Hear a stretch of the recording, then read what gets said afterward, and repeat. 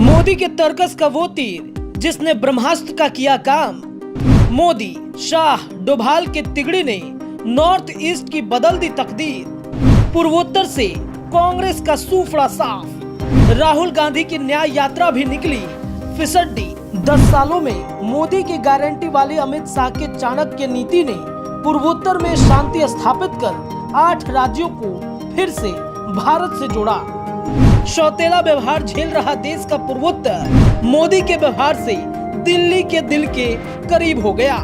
जब से नरेंद्र मोदी ने शाह को गृह मंत्रालय की जिम्मेदारी दी है, शाह के चाणक्य नीति ने पूरे नॉर्थ ईस्ट की दशा और दिशा ही बदल दी है। जो काम पूर्व में कांग्रेस की सरकार न कर सकी, जिस गांधी परिवार ने 14 से पहले नॉर्थ ईस्ट को अछूता बना दिया था, इस जगह को शाह और मोदी ने गले लगा लिया। और तभी तो प्रधानमंत्री नरेंद्र मोदी के नेतृत्व वाली केंद्र की सरकार के लगातार 10 सालों से चल रहे प्रयास का नतीजा ही कहा जा सकता है कि दशकों से अलगाववादी हिंसा और अराजकता का दंश झेलते रहे पूर्वोत्तर में आज विकास की बयार बह रही है।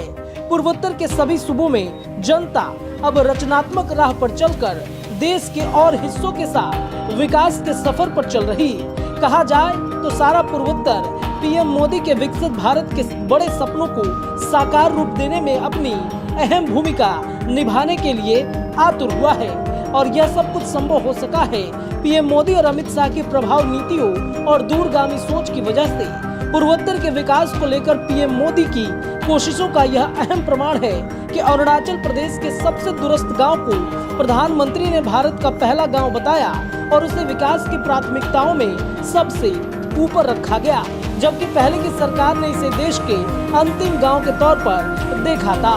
पहले की सरकार की रणनीति और अब के गृह मंत्री अमित शाह के रणनीति वाली सरकार के बीच विजन का एक बड़ा फर्क है, जो पूर्वोत्तर में विकास के तौर पर नजर आ रहा है। पूर्वोत्तर को अहमियत देने के लिए मौजूदा केंद्र सरकार की सोच को खुद पीएम मोदी ने ही जाहिर कर दिया। उन्होंने कई ऐसे इंटरव्यू में कहा कि जितने सारे पहले के प्रधानमंत्री ने कुल मिलाकर पूर्वोत्तर में सूबे का दौरा नहीं किया, उससे 4 गुना ज्यादा हमने पूर्वोत्तर का दौरा कर दिया है।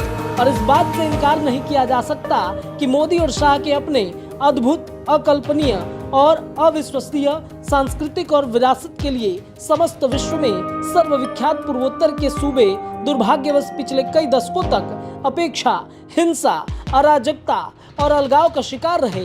लेकिन अब विकास का तेज सूर्योदय भारत के पूर्वोत्तर हिस्से का चौतरफा रोशन कर रहा है। यहाँ के बंदिशे पिछले कई सालों से अभूतपूर्व विकास की अनुभूति प्राप्त कर रहे हैं। देश से अलग थलग पड़ने की वजह से जनमानस में पैदा हुई हीन भावना को उत्साह और उमंग ने हरा दिया है। पीएम मोदी के प्रेरक संबोधनों और पर्यटन के विकास को लेकर उनकी विरासत नीति ने पूर्वोत्तर की चमक को बढ़ा दिया है। पहले जो पूर्वोत्तर भारत महज हिंसा, दंगा, उन्माद और उत्पाद के लिए जाना जाता था, आज उसी पूर्वोत्तर भारत में अमित शाह की रणनीति ने विकास की गंगा बहा दी। पिछले 10 सालों में केंद्र की सरकार ने पूर्वोत्तर भारत में शांति स्थापित करने के मकसद से विभिन्न उग्रवादी संगठनों के साथ साथ 1-2 नहीं बल्कि 11 शांति समझौते किए हैं। लेकिन इस राह में आसान नहीं थी। इस राह को कैसे आसान बनाया जाए, जब नरेंद्र मोदी इस विकट परिस्थिति से जूझ रहे थे, तब उनके सामने सिर्फ एक ही शख्स का चेहरा नजर आता था और वो थे चाणक्य रणनीतिकार अमित शाह। अमित शाह को नरेंद्र मोदी ने एक बड़ी जिम्मेदारी दे दी और उन जिम्मेदारी को अमित शाह ने ऐसे निभाया कि पूरा पूर्वोत्तर राज्य देश में सर्वोच्च रूप से आगे बढ़ने लगा। शाह के रणनीति का कमाल देखिए।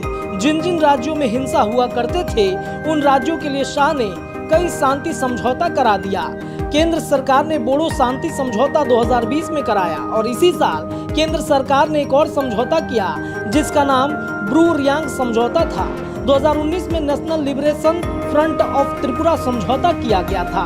2021 में कार्बी एंगलोंग समझौता किया गया। 2022 में असम मेघालय सीमा विवाद समझौता करा दिया गया। 2022 में आदिवासी शांति समझौता कराया गया। 2023 में असम अरुणाचल बॉर्डर एग्रीमेंट पर समझौता किया गया। 2023 में दिमासा नेशनल लिबरेशन आर्मी समझौता किया गया था। इसके बाद 2023 में agreement with United national liberation front समझौता पर हस्ताक्षर करा लिया गया। 2023 में agreement with United liberation front of Assam नामक समझौता किया गया था। 2023 में त्रिपुरा मोथा एग्रीमेंट किया गया। पिछले कई दशकों तक पूर्वोत्तर भारत हिंसा का शिकार रही, लेकिन मोदी सरकार के सत्ता में आने के साथ ही पूर्वोत्तर भारत को हिंसा से मुक्त कराने के मकसद से समझौते करा लिए गए और तभी तो आज पूर्वोत्तर भारत देश के बाकी राज्यों के साथ कदम से कदम मिलाकर चल रहा है। नरेंद्र मोदी की इस नीति और अमित शाह के चाणक्य नीति ने पूर्वोत्तर राज्यों में कई परिवर्तन कर दिए हैं। इतना ही नहीं, नरेंद्र मोदी के नेतृत्व वाले केंद्र में पिछले दशक में संपूर्ण उत्तर पूर्व सरकार और इसमें क्षेत्र में शांति और समृद्धि आई है, जिसके लिए कई निर्णय लिए गए थे।